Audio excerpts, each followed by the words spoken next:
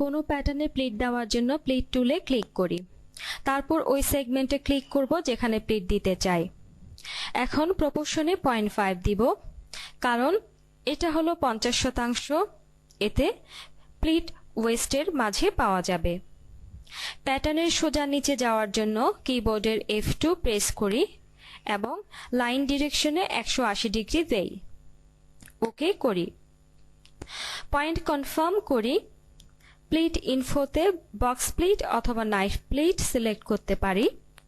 এটা হলো ক্লকওয়াইজ অথবা কাউন্টার ক্লকওয়াইজ এ ফোল্ড হতে পারে। ডেপ্থে প্লিটের গভীরতা দেই, তারপর নাম্বার অফ প্লিট দিব। যদি এক প্লিট থেকে একাধিক প্লিট হয় তবে এর মাঝে ডিস্টেন্স দিব। লাল এক্স এর চিহ্ন প্লিটের পজিশন প্রিভিউ দেখাচ্ছে।